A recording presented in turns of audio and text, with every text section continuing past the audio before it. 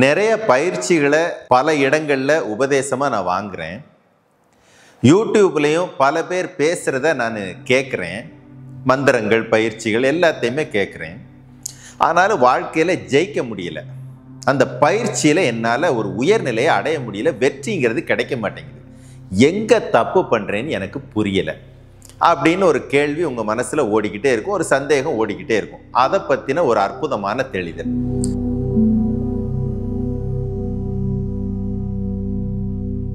ஒரு வித்தை அப்படிங்கிறது ஏன்னா இன்னைக்கு ஆன்லைன் அப்படின்னு ஒன்று வந்துருச்சு, இணையதளம் அப்படின்னு ஒன்று வந்துட்டதுனால எல்லார்கிட்ட இருந்து வரக்கூடிய ஒரு பொதுவான வார்த்தை என்ன தெரியுமா? ஏன் ஆன்லைனில் சொன்ன ஆன்லைனில் கற்றுக் கொடுக்கலாமே அப்படிங்கிற கேள்வி பொதுவாக வந்துருச்சு. ஆனால் ஆன்லைனில் ஒரு விஷயத்தை உணர்வு பூர்வமாக ஒருத்தருக்கு கொடுத்துட முடியுமா? அந்த உணர்வை அவங்ககிட்ட கடத்தி விட்டுற முடியுமா? அந்த வித்தையோட உயர்நிலைன்னு சொல்லக்கூடிய அந்த வெற்றியோட உச்சத்தை பாத்திர முடியுமா அப்படின்னு கேட்டிங்கன்னா, ஒரு குட்டி கதை சொல்கிறேன். சீன தேசத்தில் ஒரு ராஜா என்ன பண்ணுறாரு, தன்னுடைய அரண்மனையில் நடந்த ஒரு விசேஷத்திற்காக கறி விருந்து வைக்கலான்னு நினைக்கிறார். அப்போ ஆட்டை வெட்டி ஆட்டுக்கறியில் விருந்து பெருசாக வச்சிடலான்னு தடபுடலை ஏற்பாடு பண்ணுறாரு. அரண்மனையில் இருக்கிற எல்லாரையும் கூப்பிட்டு, யாராவது ஆடு வெட்ட தெரிஞ்சவங்க அதை வெட்டுங்கப்பா அப்படின்னு சொல்கிறார். தலையை வெட்டும்போது ஒவ்வொருத்தரும் ஒரு தடவைக்கு 10 தடவை சத்து சத்து சத்து சத்துன்னு வெட்டி அதை முழுசாக அவனுக்கு வெட்டவே தெரியல. அந்த ஆடு துடிக்குது. என்னமோ தெரில, அவருக்கு மைண்டு டிஸ்டர்ப் ஆயிடுச்சு. என்னடா இப்படி பண்ணுறீங்க அப்படின்னு சொல்லிட்டு அதை அப்படியே தவிர்த்துட்டு நாளைக்கு பார்க்கலாம் அப்படின்னு சொல்லிட்டு நாளைக்கு தள்ளி வைக்கிறார். மறுநாள் என்ன ஆகுது, அந்த ஊரில் ஒரு ஆடு வெட்டுறவரோட பையனை கூப்பிட்டு அனுப்பி வைக்கிறாங்க. இந்த பையன் கொஞ்சம் நல்லா வெட்டுவார் அப்படின்னு சொல்லிட்டு அந்த பையனை அனுப்பி வைக்கிறாங்க. அந்த பையன் ஆட்டை நிறுத்தி வச்சு ஒரே வெட்டில் தலையை துண்டை வெட்டிடுறாரு. அந்த அரசருக்கோ பயங்கர சந்தோஷம். எப்படிப்பா இவ்வளோ அழகாக வெட்டினேன், இது எங்கே படித்த அப்படின்னு சொல்லிட்டு கேட்குறாரு. அப்போ அந்த பையன் சொல்ல, இதை நான் படிக்கவெல்லாம் இல்லைங்க, எங்கள் அப்பா கறிக்கடை வச்சிருக்கிறாரு, அவர் தினந்தோறும் ஆடை வெட்டுறதை நான் பார்த்துக்கிட்டே இருப்பேன், அதை பார்த்துட்டு இதை பழகுனேன் அப்படின்னு சொல்லிட்டு அவர் சொல்கிறார். இதில் விஷயம் என்ன அப்படின்னு கேளுங்க. ஆடு வெட்டுறதுங்கிறத புத்தகத்துல எல்லாம் போய் படிக்க முடியாது. கத்தியை நேராக பிடிக்கவும், இவ்வளவு தூரம் மேலே தூக்கவும், ஆட்டினுடைய கழுத்தில் இங்கு வைக்கவும், வைத்த பிறகு இத்தனை ஆழம் இறக்கவும் அப்படின்னு படிக்கவெல்லாம் முடியாது. கண்கள் பார்க்கணும், அந்த கண்கள் வாங்கி மனசுல சேர்த்து வைக்கணும்.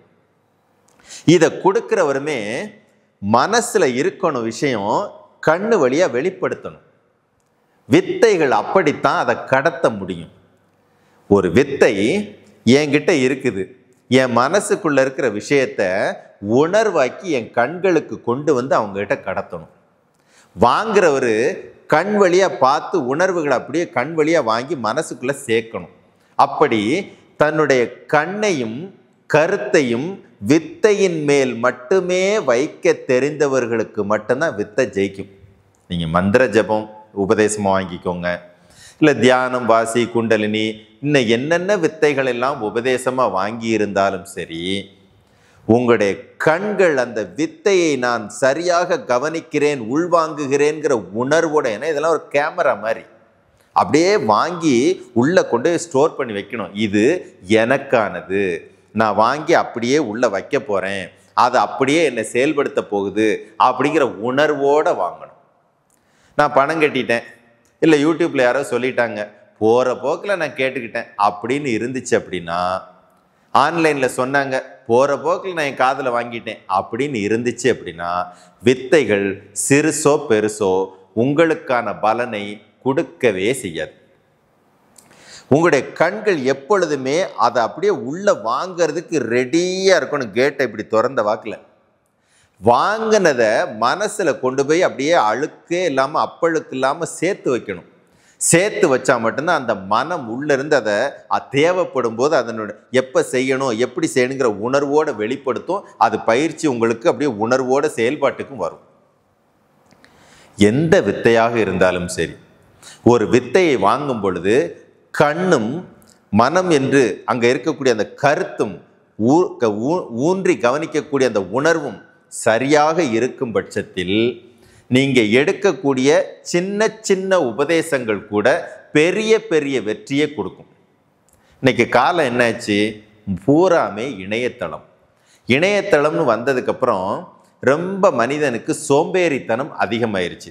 நான் வெளியூரில் இருக்கேன், வெளிநாட்டில் இருக்கிறேன், வர முடியாத சூழ்நிலையில் இருக்கிறேன், அதனால் எனக்கு ஆன்லைனில் சொல்லி கொடுங்க. இதையே ஒரு 200 வருஷத்துக்கு முன்னால் ஒரு நல்ல குரு, வலிமையான குரு, ஆற்றல் மிகுந்த குரு, அவர்கிட்ட போய் நாம் இந்த வார்த்தையை சொல்லுவோமா? அன்றைக்கு நாம் போயே ஆகணும். இல்லைங்க, டெக்னாலஜியை பயன்படுத்துறதுல என்னங்க தப்பு இருக்குது? டெக்னாலஜி வந்ததே அதுக்கு தானே, அப்போ அப்டேட் எல்லாம் தப்புன்னு சொல்கிறீங்களா அப்படின்னு ஒரு கேள்வி வருதுன்னா, உங்களுக்கு புரிகிற மாதிரி ஒரு அழகான எடுத்துக்காட்டு. இப்போ பழனி மலையில் ஏறணும் அப்படின்னா படிக்கட்டும் இருக்குது, இந்த பக்கம் ட்ரெயின் ரோப் காரும் இருக்குது. இப்போ ட்ரெயின் ரோப் காரும் இல்லாத வரைக்கும் உடம்புல என்ன பிரச்சனை இருந்தாலும் மனுஷன் படிக்கட்டு வழியாக ஏறி போகிறத வழக்கமாக வச்சுருந்தான். என்னாச்சு? உடம்புல ஆரோக்கியம் கரெக்டாக மெயின்டைன் ஆகிக்கிட்டே இருந்துச்சு. எப்போ இந்த முடியாதவங்க இயலாதவங்களுக்குன்னு ஒரு சப்போர்ட் பண்ணி கொடுக்கலான்னு டெக்னாலஜியை பேஸ் பண்ணி ஒரு ட்ரெயின் ரோப்பும் வந்துச்சோ, முழங்கால வலியே இல்லாதவங்களுக்கு கூட அதை பார்த்த உடனே இன்னைக்கு ஒரு நாளைக்கு அதில் போயிட்டா என்ன அப்படிங்கிற உணர்வு வந்துச்சு. டெக்னாலஜியை பயன்படுத்தினீங்க, இப்போ என்னாச்சு? எல்லாரும் முட்டி சேர்த்து போய் கிடக்கிறோம். கரெக்டா? இப்போ டெக்னாலஜி வந்தது, மனுஷனை அப்டேட் பண்ணிருச்சு. ஆனா மனசால உடம்பால நம்முடைய ஆரோக்கியத்தை சேர்த்து புடுங்கிட்டு போயிருச்சே. அப்ப சரியான முறைன்னா என்ன? காரணமெல்லாம் சொல்லக்கூடாது. எவருக்கு வித்தை முழுமையாக தெரிகிறதோ அவருக்கு முன்னால போய் சரணாகதியில உட்கார்ந்துடணும். குருமுத்திரை வச்சு இப்படி உட்கார்ந்துடணும். உட்கார்ந்து அவருடைய வித்தைகளை கண்கள் வழியா வாங்கணும். உணர்வாக உள்ள போய் கருத்தை சேர்த்து வைக்கணும். அதை அப்படியே பயன்படுத்தி பழகுனீங்கன்னா நீங்க எடுக்கிற முயற்சி சின்னதா இருக்கும், கிடைக்கிற பலன் பெருசா இருக்கும். வெற்றி என்பது நிச்சயமாக கிடைச்சே தீரும். மெத்தடை மாத்துங்க. என்ன நடந்தாலும் வாய் வழியாத்தான் நம்ம சாப்பிடணும். என்ன நடந்தாலும் குருவோட முன்னால உணர்வா மட்டும்தான் உபதேசத்தை வாங்கணும். வாங்கி பாருங்க, வாழ்க்கை சூப்பரா இருக்கும். நினைச்சபடி அந்த பயிற்சியில வெற்றி கிடைச்சே தீரும். குருவே சரணம்.